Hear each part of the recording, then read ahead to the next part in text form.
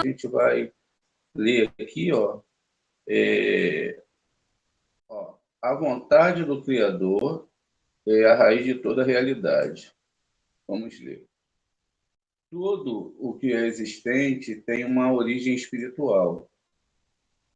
O suposto básico da Cabala é que toda a realidade, desde a criatura mais insignificante até a mais desenvolvida, tanto em sua conformação como na sua continuação de existência, depende da vontade do Criador.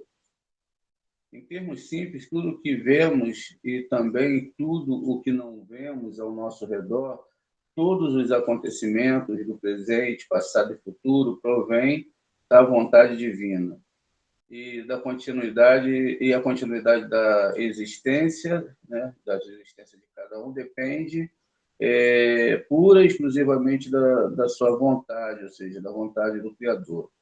A vontade do Criador é a força espiritual, raiz e base de tudo o que é criado.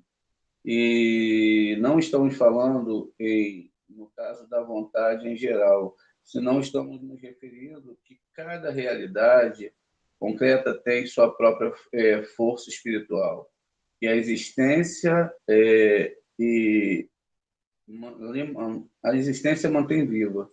Essa força específica é a vontade divina, que é particularizada na raiz da realidade, e essa absorve sua força para continuar a existência a partir dessa raiz. No pensamento divino da criação, estão compreendidas todas as possibilidades e todos os sucessos que haviam de acontecer durante os anos da existência desse mundo. E no pensamento se prepararam todas as raízes, e é dito que nesse pensamento se prepararam todas as raízes, quer dizer, as forças espirituais. Todas as raízes espirituais estão incluídas nas 10 Sefirot. Quando a gente fala sobre o pensamento da criação, nos referimos ao mundo de Atzilut.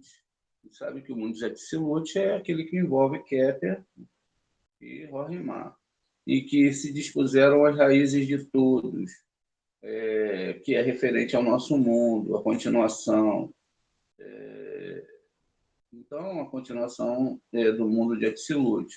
Porém, agora é diferente, que o pensamento da criação estão no mundo de Atzilut, né? Estão ligados ao mundo de Atzilut. Se estabeleceram as leis e a ordem dessas raízes, e quanto à sua quantidade e qualidade. Sua forma de regir o mundo foi determinado no pensamento divino mesmo, e veremos posteriormente no capítulo que trata sobre as sefirotes, como o Criador quis que todas essas raízes estivessem incluídas nas 10 sefirotes, através das quais ele rege o universo. Todas as raízes espirituais que constituem um fundamento da realidade, em sua totalidade, emanam das 10 sefirotes, de modo que a Cabala define as diferentes forças que são a raiz espiritual de toda a criação, cada uma de acordo com o seu nível e graduação. Assim mesmo, explica que o cumprimento de diferentes preceitos provoca uma conexão com ditas raízes espirituais. O estudo da Kabbalah ensina como, ao cumprir os preceitos divinos, esta influi na raiz da alma, e como contribui o cumprimento dos mesmos a cumprir o cometido da criação, a correção do mundo abaixo do reinado do Todo-Poderoso. Matéria e forma, corpo e alma, luz e recipiente. A realidade geral está composta de duas dimensões, forma e matéria. A matéria se refere ao aspecto físico, e a forma vai indicar a dimensão espiritual. A Cabala, ela sustenta que não existe matéria carente de forma, nem forma carente de matéria. Ainda que ambas dimensões sejam completamente opostas, de todos os modos, sua união e fusão são perfeitas e assombrosas, né? E assombrosamente complementares. Tal como esta fusão de matéria e forma aparece no homem, se manifesta também na realidade inteira, no mundo inanimado, vegetal, animado e humano. Vale salientar que essa questão do mundo que nós vemos aqui, vegetal, animal, humano, né? E também podemos falar até o mineral, esses mundos, eles não são os mundos que nós entendemos da forma real. Tá falando dentro da Cabala, como eu falava ontem, dentro da Torá, tudo se refere ao mundo espiritual. Tudo absolutamente se refere ao mundo espiritual e tudo está como tem que ser segundo a vontade do Eterno. Conforme nós avançaremos no entendimento, nós entenderemos que esses mundos, na verdade, eles são referentes à internalidade do mundo. Então, não tem como um homem escapar dessa evolução que funciona através exatamente dessa subida na árvore sefirótica. E esses desejos são, né, na verdade, espaços dentro do homem quanto à realidade da doação ou não. Também os órgãos que são descritos, 248 órgãos que são descritos na Torá, são a formação desse desejo de doação e recepção. Quanto mais em recepção eu me coloco, quanto mais em doação eu me coloco, quanto mais eu me coloco a favor do próximo em amor, mais eu me coloco perto do Eterno. Isso quer dizer, depende também do nível que eu consigo alcançar, porque nós não conseguimos amar se não houver uma força divina, uma devekut, uma adesão que nos ligue ao Criador e que comece a fazer essa realidade acontecer. Então, o nível mineral, animal e, né, o nível mineral, vegetal, animal e humano, ele são níveis, e depois chega no nível angelical, eles são níveis que cada um vai corresponder conforme a sua devekut com o Criador, ou seja, equivalência e forma. Então, conforme ele vai, por exemplo, todo mundo está na questão abaixo do mineral, né? Então, as pessoas, os seus desejos, na verdade, ainda não estão nem começando a arranhar a vontade divina, eles estão vivendo dessa vida por desejos egoístas, lidam com o próximo com desejos egoístas, por exemplo. As pessoas podem ser amigos umas das outras, mas os seus desejos são simplesmente implementados para o seu próprio prazer. Então, ela vive porque ela gosta, porque ela se sente bem com aquela pessoa, e isso é egoísmo. Qual é a ideia? Não, que você tenha amizade, que você possa ter amizade até com aqueles que você não gosta, ou seja, você ame a todos, não tenha implementação dentro dessa questão de você amar as pessoas. É lógico que afinidades existem, pessoas elas podem, né, ter afinidade, uma pessoa pode gostar mais de estar com uma pessoa do que com a outra, porque as raízes da sua alma são do mesmo local, mas isso não tira da pessoa essa ligação que ela tem que ter com o Eterno. Por isso é que ela tem que ser igual ao Eterno, porque o Eterno ele não mede, ele não escolhe assim, esse é especial, aquele não, ele dá a possibilidade para todo mundo.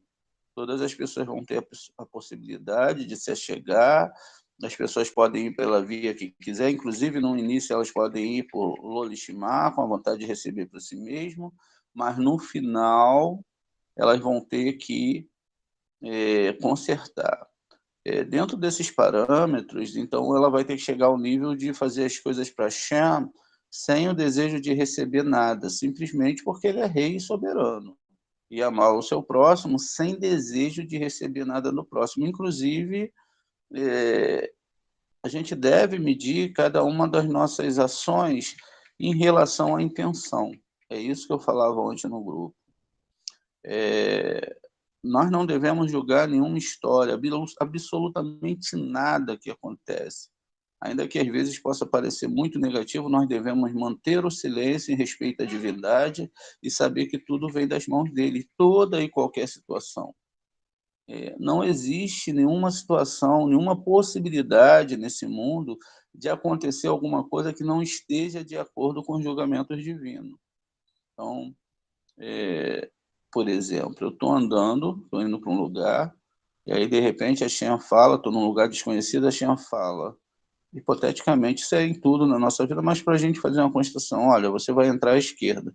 Naquele momento, um pensamento é despertado em mim, eu entro à esquerda, porque ali à esquerda eu vou ter que passar por alguma coisa, por mais ínfima que seja, por mais sem consideração que seja, faz parte de eu ter que passar por aquele lugar, passar por aquelas pessoas, de repente conversar com alguém que eu não conheço, parar numa loja que eu não conheço, ter um tipo de experiência, enfim, então aquilo faz parte, assim como eu posso, nesse caminho, ter experiências amargas, posso encontrar com alguém que eu não gosto, alguém que vai falar alguma coisa comigo, etc.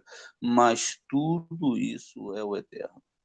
Tudo que eu tenho que fazer é reconhecer o jugo divino, falar, Shem, eu entendi, eu tenho que amar as pessoas, eu tenho que construir, não é, uma relação com o meu próximo, com a natureza, com tudo que me cerca.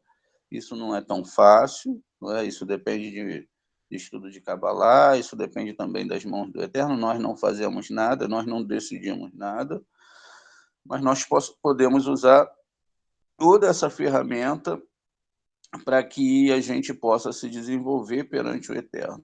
E aí a gente continua. Todo esse estudo aqui a gente já tem falado há muito tempo com vocês, né? A gente só está dando uma lida aqui no material em espanhol, né? Um Zohar em espanhol. A luz e o recipiente. Quando lhe falou Rubem, né, falou acerca dele. Não estou me referindo ao seu corpo, senão à sua essência, de modo que, falando, né, de acordo com a sua forma e não a sua substância material. A forma de Rubem inclui sua essência, sua qualidade e suas virtudes, sua concepção de mundo, etc. O corpo é o recipiente que contém a forma. O homem revela a sua forma através das suas ações, quer dizer, a totalidade de sua força espiritual. É como se o seu corpo estivesse traduzindo o plano espiritual, a linguagem, a compreensão por sua semelhança. Em outras palavras, o corpo e obras como instrumento para expressar sua forma.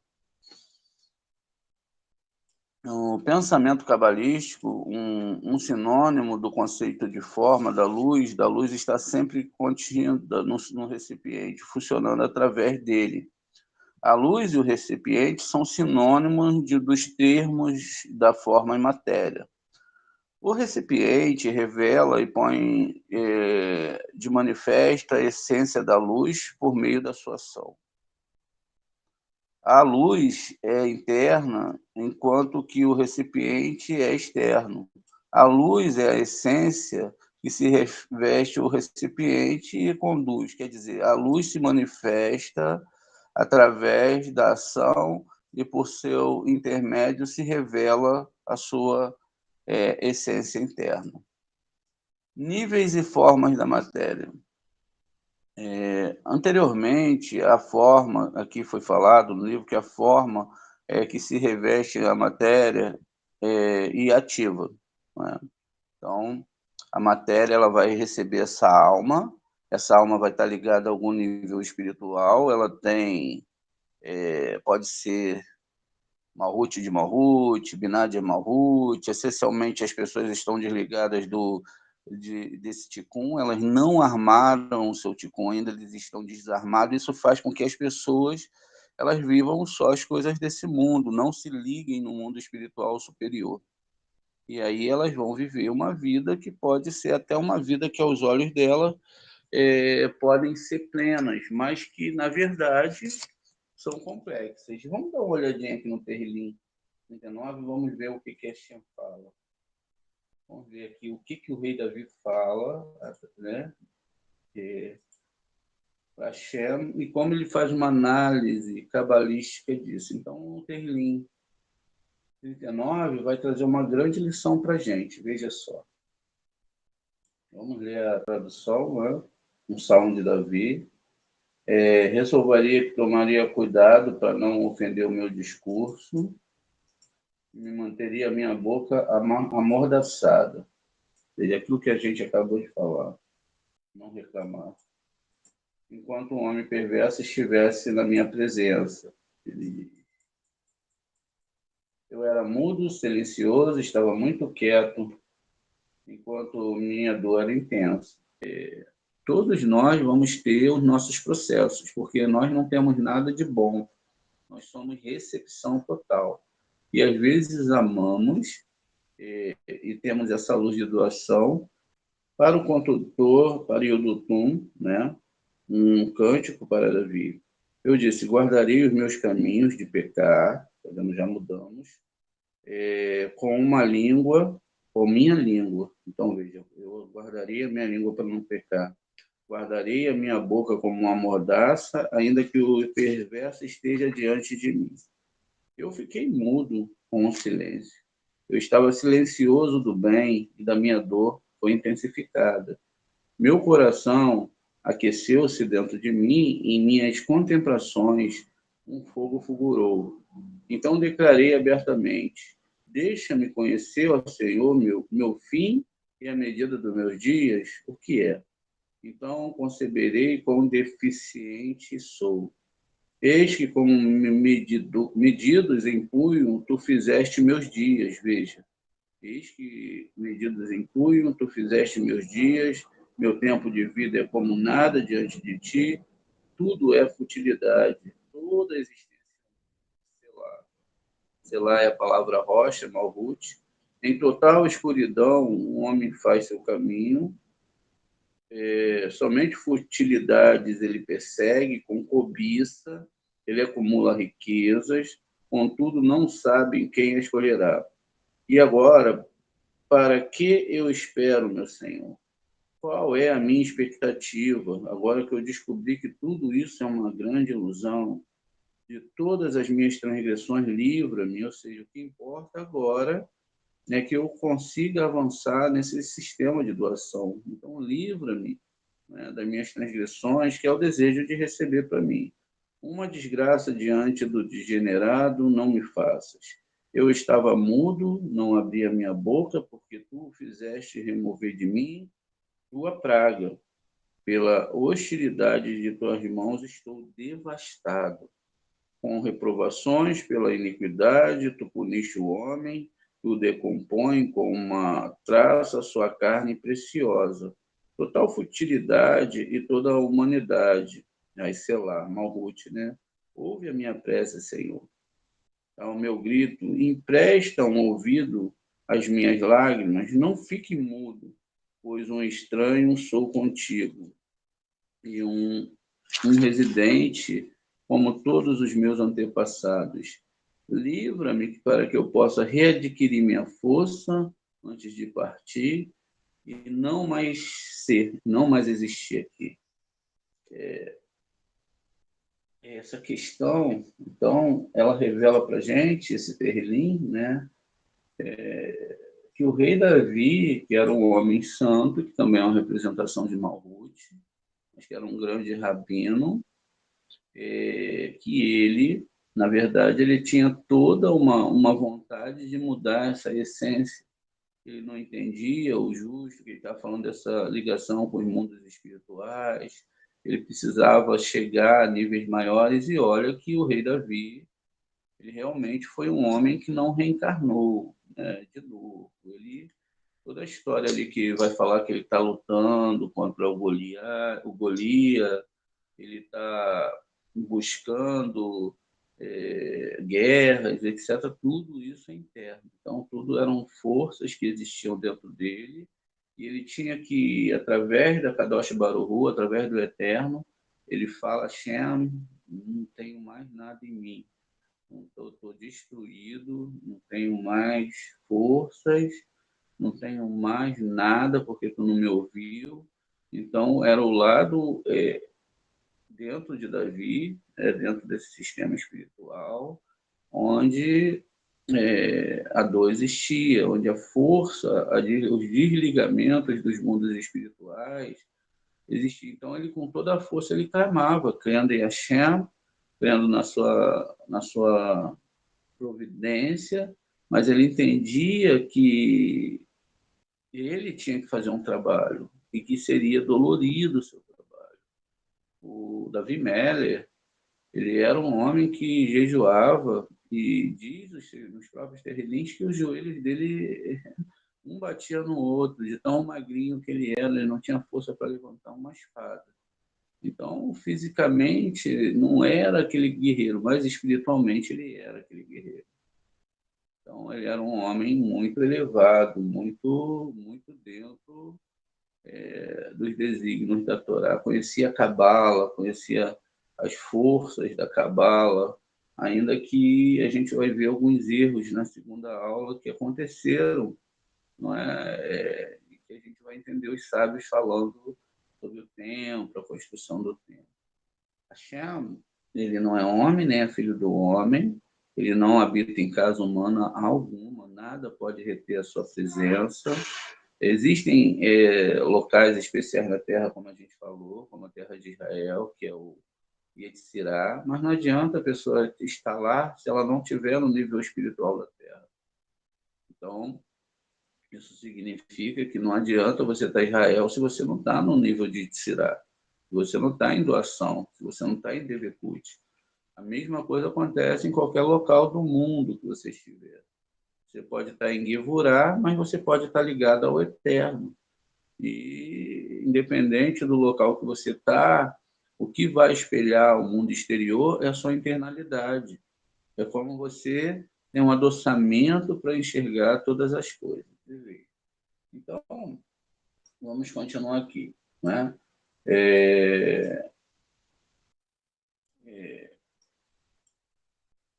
Então, o Eterno quis criar diferentes tipos de criatura, com diversos níveis e caracteres, e adaptá-los, né, para adaptá-los a cada uma forma apropriada, de modo que a forma que reveste ao mundo animado é superior e rege o inanimado. E assim sucessivamente. Para visualizá-lo melhor, imaginemos duas escadas paralelas situadas verticalmente. Uma escada está composta por níveis de matéria e sua escala inferior se encontra na matéria mais baixa da realidade. És um pedal superior, né? Uma parte superior da matéria mais exaltada de toda a criação. A outra escada está compreendida por níveis de forma, cada qual correlacionado ao nível de matéria da primeira escada. O resumo, em resumo, a essência e qualidade de um objeto depende da sua forma, quer dizer, é seu poder espiritual. A forma é quem determina as características da realidade, e por isso podemos afirmar que a forma e a essência da realidade do objeto existem criações cuja a forma está fixada, e durante a sua existência não manifestam nenhum câmbio essencial, nenhuma ligação essencial. O homem, por sua parte, dotado do livre-arbítrio, isso aqui é um conceito que nós vamos ver, né? O livre-arbítrio, ele é uma coisa relativa. Pode modificar sua forma, compreender as leis da Torá e, através do cumprimento dos preceitos, elevando-se espiritualmente. Frente ao homem dotado do livre-arbítrio se encontram os anjos, cujas características são permanecer estáticos. Veja, eles permanecem parados, já que não têm livre-arbítrio, né? E não pode transformar nem melhorar a sua essência, eles são uma coisa só. E por isso estão privados da possibilidade de elevar-se. E devido a essa razão, que teoricamente o homem pode chegar ao nível mais elevado do que os próprios anjos. Por isso é que o homem ele carrega dentro de si a possibilidade de mudança, tanto para a parte mais positiva como a parte mais negativa. O homem ele tem um subconsciente, né? E os anjos não têm subconsciente, eles são criados. Mihael é Mihael. Ele não pode mudar um grão a sua essência. O Samael, que é o anjo da correção, ele é o Samael, ele foi criado para aquilo, ele não pode mudar a sua essência. Ele não pode decidir, ele não pode ir ou querer evoluir, ele vai ser sempre aquilo que ele foi criado para ser. O ser humano, de contrapartida, não. A gente vemos na própria evolução da humanidade, ele pode evoluir, porque ele está aqui para fazer esse trabalho de evolução espiritual. Só que ele abandona isso quando ele prioriza totalmente somente o ganhar dinheiro, ou seja, somente receber para si mesmo. E aí, como ele foi criado nesse aspecto de recepção, então, muitas vezes, ele evolui para a escada do próprio objeto, ou fica preso nesses mundos e nas questões que estão ligadas a esse mundo. Aí continua aqui. Os componentes da matéria. Os cabalistas dividem toda a matéria em todas as suas categorias: inanimado, vegetal, animal e humano, né? Esses 4 elementos básicos, né? Existem também o fogo, o ar, a água e a terra. A diferença entre um e o outro é a proporção, né, de quantos elementos lhe compõem. O ser humano também está composto por 4 elementos: fogo, ar, água e terra. Todos esses elementos, a gente parte do pressuposto físico, mas também do pressuposto espiritual. Além disso, os poderes espirituais que encontramos no domínio do inanimado, vegetal e animal possuem um poder denominado alma, ou seja, Neshama. A alma contém a totalidade do poder espiritual humano, tal como, por exemplo, suas características morais, ainda que o principal componente da alma é o poder intelectual. Continua aqui, ó. Os elementos que compõem a forma. Elementos de forma. Nefesh, a gente está no nosso nível, então Nefesh, Rua, que se encontra em Zerampim, Neshama, que já está em Biná, Raya e Eridá, né? Rorimá e Keter. Dizemos anteriormente que a forma é a essência de todos, entre si e o Criador. A forma apropriada para cada um, de modo tal que este pode cumprir a função para que o Criador, já que o homem é o principal da criação, deve cumprir, né, em questão superiores ao resto das criaturas. E é por isso que a forma superior e o demais, né, sua forma superior, nos demais, essas coisas a mais, a gente deve entender aqui, ó, que, por exemplo, vamos parar para pensar. Deus, ele mandou uma pessoa uma determinada missão. Então, aquela pessoa tem aquela missão. Ela vai nascer em determinado ponto do plano terrestre e ela vai, então, ser dada a ela a missão e ela vai nascer em determinada família, né? Todos na mesma família são muitas vezes a divisão da mesma alma, ou seja, a alma, né? O homem e a mulher ele atrai ali aquelas pessoas que fazem parte da sua raiz espiritual e às vezes é uma alma só que se divide na família para cumprir um tikkun. E assim sucessivamente essas camadas vão se espalhando. O que acontece com isso? Quando você recebe a sua missão, você vai ter que evoluir a partir do ponto que você está. Uma pessoa, por exemplo, que nasce com problemas mentais, que nasce com problemas físicos, ou que não nasce com nada, não é? E, além disso, ela nasce já com as suas características. Se ela vai ser estressada, se ela vai ser calma, se ela vai amar, se ela vai ser, sabe, mais distraída, aquelas várias, aqueles 8 bilhões de possibilidades que nós temos hoje. Então, cada ser humano ele vai nascer com a sua missão. Esse é um problema, um grande problema em relação às 613 leis.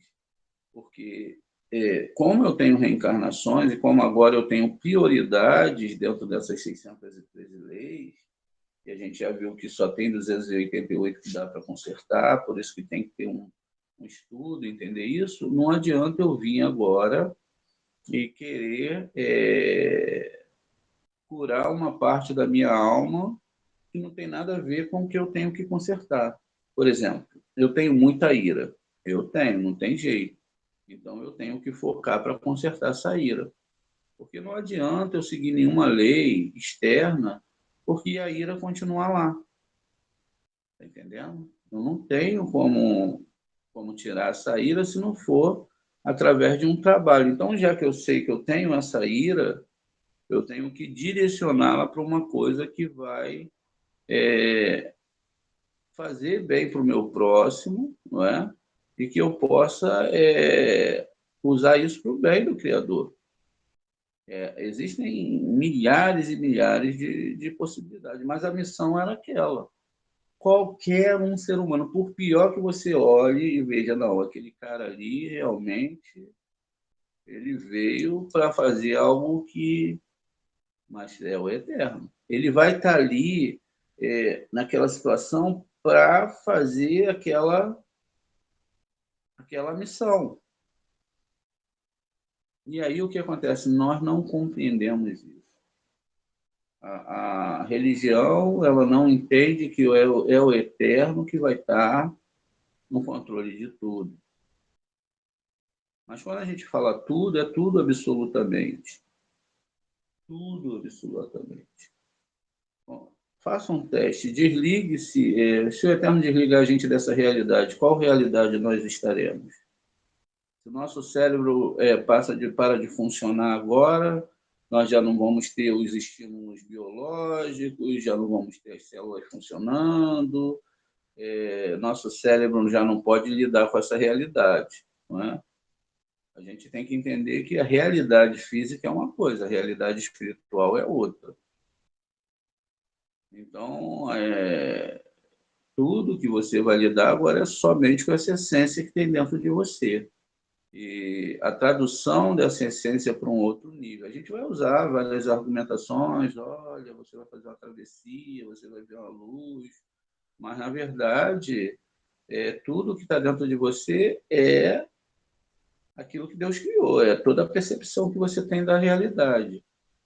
E aí você deve se perguntar o que você precisa consertar dentro de você. Quais são os problemas, como Deus pode revelar, porque o ego ele traz uma tela sobre a nossa realidade. Então, como tudo está muito bem, eu vou ficar assim mesmo, que eu vou morrer para sempre. Não, existe uma alma dentro de você. A pergunta que você tem que fazer é como você faz para evoluir essa alma, como você pode chegar ao Criador, que é a sua doação.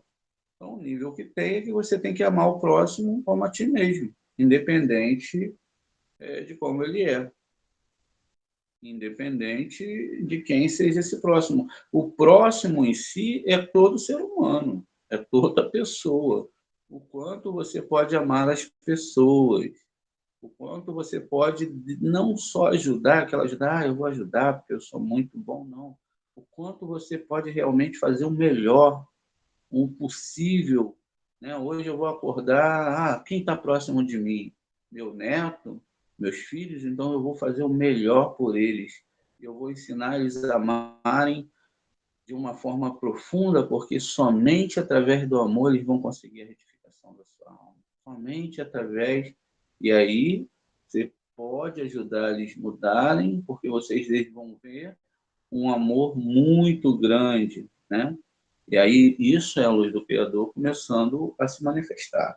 Então veja, cada uma pessoa, vamos lá, o Issahaque, né? Tem os netos também. Então o Issahaque, ele foi enviado lá dos céus, Deus fez um pacote, assim com os netinhos também, era parte da mesma alma. Olha, agora vocês vão chegar lá na família da Georgina e do Roberto, vocês vão entrar, e vocês vão passar por todo esse processo. Assim também como a filha de vocês, tudo, e aqueles que dão mais trabalho, são eles que são o conserto da nossa alma. Aí vão vir, vão fazer um monte de coisas. Qual é o nosso dever como cabalista? Amar. Não importa onde está, amar. Amar profundamente. Mas está errada a religião. A gente só tem o direito de falar, está tudo na mão de Hashem. Se a pessoa está na religião A, Y, B, X, Z, tudo está na mão de Hashem. E amar. Porque quanto ao amor, não existe, não existe acusação. Não existe como uma pessoa... ela perde até a força, não é? Ela perde até a força quando tem amor. Você coloca amor em todas as coisas, você pode ver. Se você estiver muito bravo, né, se você não ficar alimentando esse ódio dentro de você, uma pessoa começa a brigar com você, você, pô, cara, para com isso, eu te amo. A pessoa vai até levar um susto, né? Ela pode, se não for um marginal, é uma pessoa, mesmo que é uma alma que está ali dentro, totalmente escurecida pelo ódio, ela vai logo mudar a percepção. E ela vai falar, caramba, realmente eu fazia uma ideia diferente de você. A gente não é como o Eterno. A gente não doa, o Eterno está se doando. As pessoas é que não conseguem colher o Eterno por causa dos seus egos, da sua vontade ruim, porque querem pegar o Eterno para os seus benefícios, para defender religiões. Não. Quem ama de verdade, ama todos. Independente do que a pessoa quer, para a elevação da pessoa, nós amamos todos. Então, a gente está para ajudar sempre, né? Lógico que a gente não deve querer ser mais misericordioso que o Eterno.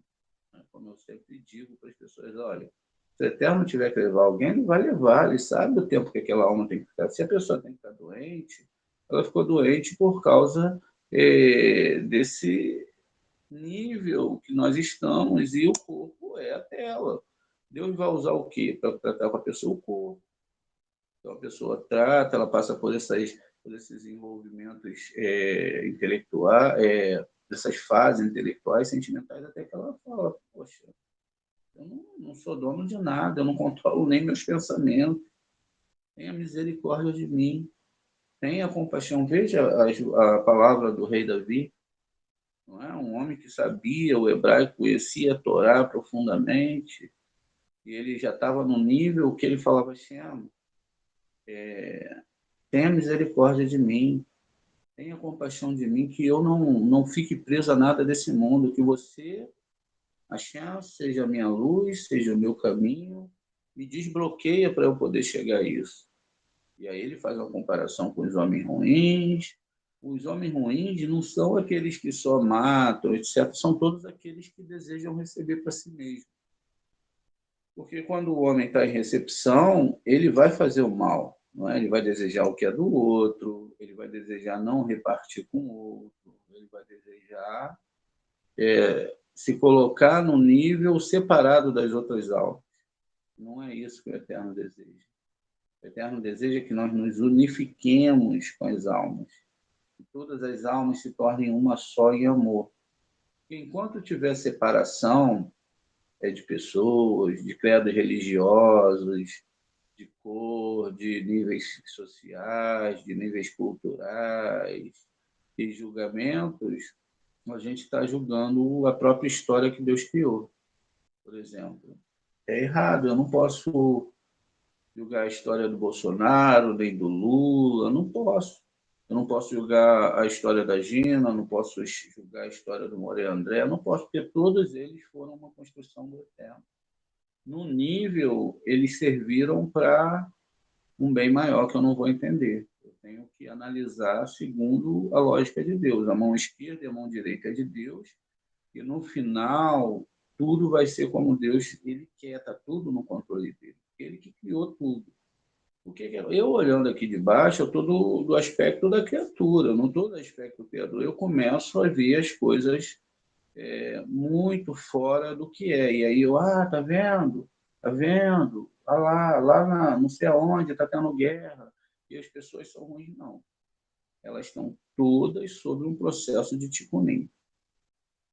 Aquele soldado lá, russo que matou um soldado da Ucrânia. Aquele soldado matou ele em outra vida, chegou a hora dele partir. Não é que com isso eu tenha que gostar dessas coisas. E agora Deus... Não, a gente tem que ter misericórdia. Então a gente tem misericórdia, só que a gente tem misericórdia em nível biológico. Então o que a gente está fazendo com isso? É incrível, mas é assim. Então a gente, meu Deus, morreu. Acabou. Não. É o processo da pessoa. É o Eterno que manda em tudo. Nós não mandamos em nada. Então nós nos sensibilizamos, nós temos que rezar agora para essa alma de alguma forma voltar ou se apegar a algum sábio para que ela possa cumprir o seu tipo. Porque senão ela vai vir, vai morrer, vai viver, vai morrer, e eu vou ficar chorando, e eu vou ficar me emocionando, e vou ficar fazendo aquele teatro emocional todo. Não. Eu tenho que chegar ao equilíbrio, tudo está na mão de Hashem, eu tenho que me compadecer, lógico, tenho que ter misericórdia, mas eu também tenho que saber que as pessoas estão em tratamento. Eu não devo ser mais misericordioso que o Eterno. Eu posso fazer tudo para ajudar aquela pessoa, e até porque quando o Eterno quiser levar, não adianta que não fica. Não fica, se o Eterno quiser trazer um sofrimento sobre a pessoa, ninguém tira. Só vai tirar quando ele quiser. Então, quando ele quer, quando a pessoa ela faz o conserto, ela começa a entender os mundos espirituais.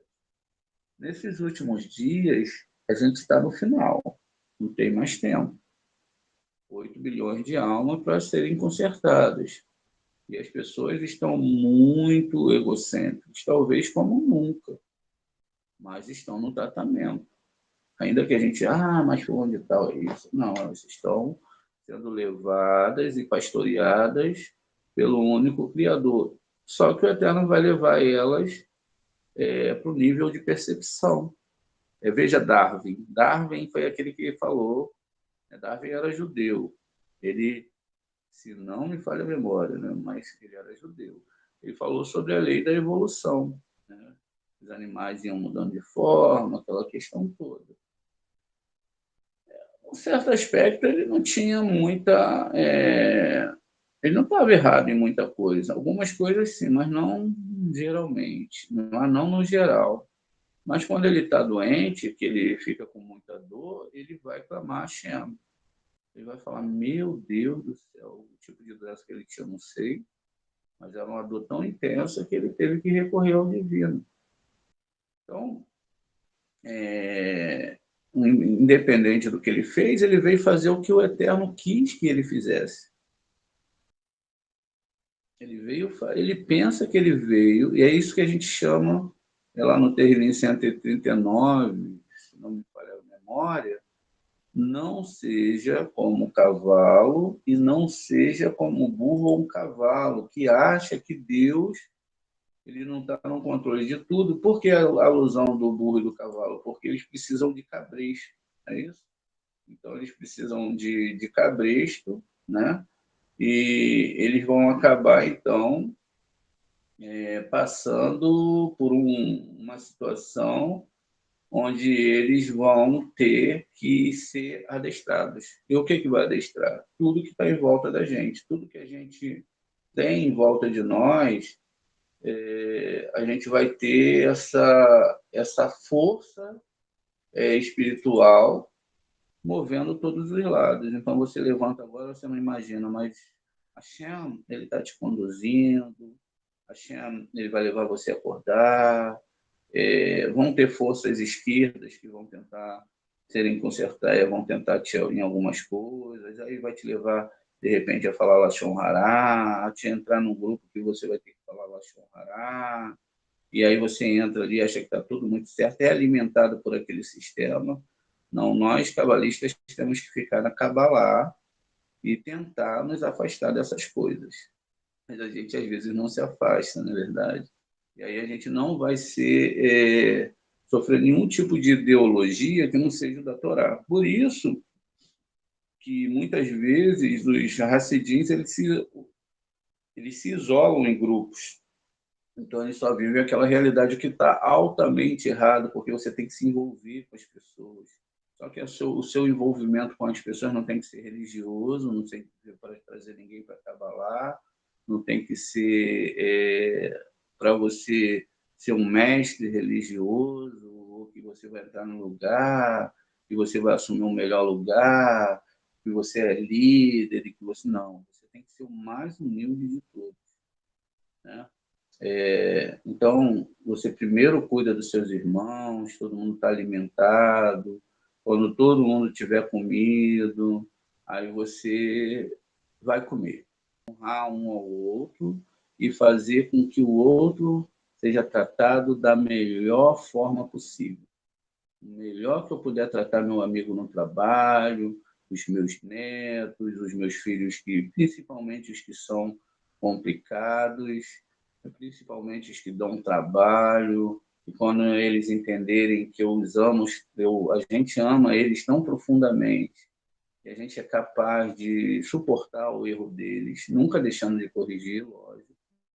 Não é que você vai compactuar com o erro, mas sempre tudo, não pelaquela ira da religião, eu vou te corrigir, porque eu sou perfeito. Não, por amor àquela alma. Porque o filho biológico é seu, mas a alma é do Eterno. Então, você, por amor àquela alma, você começa a mudar a sua retórica, mas através da linguagem do amor, que é a verdadeira linguagem do Eterno. Olá, tudo bem? Eu sou César Valverde. Sou bacharel em Ciências Contábeis, bacharel em Direito, sou serventuário da Justiça, lotado no Tribunal de Justiça do Estado da Bahia há 33 anos. E venho aqui nesse instante para falar com você sobre um livro que muito me impactou. Histórias cabalísticas e milagres e provações, escrito pelo Moré André Klein Rosa. Um livro impactante, um livro maravilhoso, sensacional, que dispensa qualquer adjetivo para falar do mesmo. É um livro altamente verdadeiro. Eu, inclusive, faço parte das verdades contidas nesse livro. E eu estou aqui recomendando o livro Histórias Cabalísticas, Milagres e Provações. Leia também, você vai amar.